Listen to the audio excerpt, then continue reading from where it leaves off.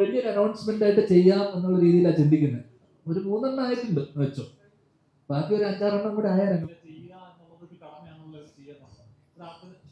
കടമ.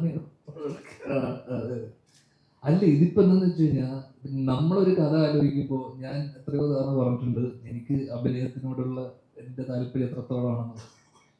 നമ്മളൊരു കഥ ആലോചിക്കുന്ന സമയത്ത് എനിക്കുള്ള ഏറ്റവും പ്രശ്നം എന്ന് വെച്ച് കഴിഞ്ഞാൽ ആരെ വെച്ച് ആലോചിക്കും.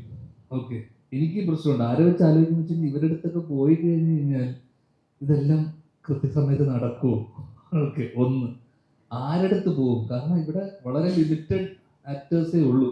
മെയിൻ സ്ട്രീം എന്ന് പറയുന്ന കുറച്ച് ആൾക്കാരെ എടുത്ത് പോവാൻ എല്ലാവർക്കും പറ്റില്ല.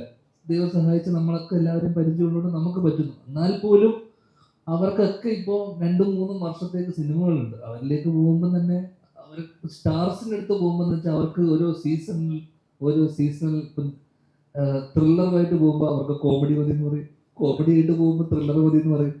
അങ്ങനെ ഞാൻ പല ഘട്ടങ്ങളിലൂടെ പലരോടും കഥ പറഞ്ഞിട്ടുണ്ട്. കഴിഞ്ഞ 1-2 വർഷത്തിനിടെ ഞാൻ ഒരുപാട് പേര്, കഴിഞ്ഞ ഒരു 6 മാസത്തിനിടെ ഒരുപാട് പേരോട് കഥ പറഞ്ഞിട്ടുണ്ട്. അപ്പോൾ ഇവിടെയൊക്കെയുള്ള അവസ്ഥ എന്ന് വെച്ച് കഴിഞ്ഞാൽ പിന്നെയുള്ള നെക്സ്റ്റ് ടയറിൽ വരുന്ന ആക്ടേഴ്സ് ആണെന്ന് നമ്മളൊക്കെ. ഇവിടെയും ഉള്ള പ്രശ്നം എന്ന് വെച്ച് കഴിഞ്ഞാല് ഇവിടെ എല്ലാവരും അപ്രോച്ചബിൾ പോലും അല്ല. പലരും എന്താ പറയണ്ടേ, ആക്സസബിൾ അല്ല പലർക്കും. ചിലർക്ക് ഇപ്പൊ നമുക്ക് മാനേജറൊന്നുമില്ല. അപ്പോൾ ഞാനാണ് പലപ്പോഴും ഇവിടെയുള്ളത്.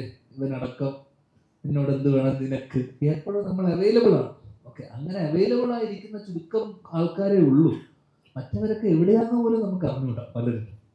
അപ്പൊ നമ്മളൊരു കഥ ആലോചിക്കുമ്പോൾ പോലുള്ള പ്രശ്നം എന്ന് വെച്ച് കഴിഞ്ഞാൽ ഇത് ആരെടുത്ത് പോകും, അല്ലെങ്കിൽ ഇവരുടെ അടുത്ത് പോയാൽ ഇവര് ചെയ്യുമോ? ചെയ്യുന്നതിനപ്പുറത്തേക്ക് ഇത് ഇഷ്ടപ്പെട്ട് ചെയ്യാന്ന് പറഞ്ഞാലും ഇതിന്റെ എടുക്കുന്ന കാലതാമസം, സമയം, ഇതൊക്കെ നമ്മൾ ആലോചിച്ച് നമുക്ക് പോണ്ടാന്ന് തോന്നിപ്പോകും.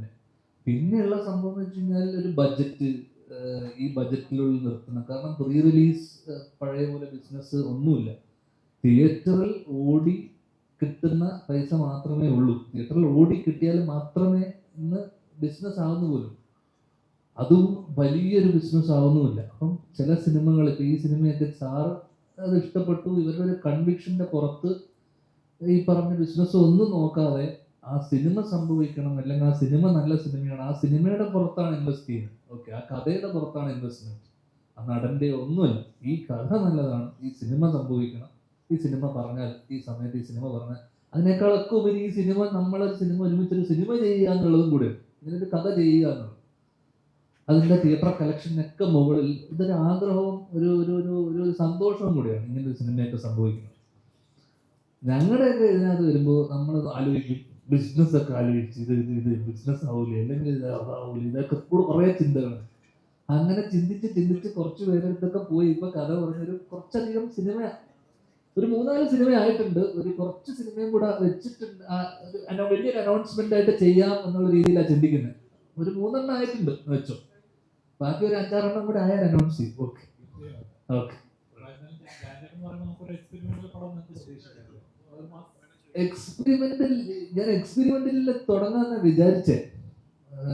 പിന്നെ ഞാൻ വിചാരിച്ചു ഹ്യൂമർ തന്നെ മതി. അതുകൊണ്ടൊരു ഫസ്റ്റ് പടം ഒരു തമാശ പടമായിരിക്കും.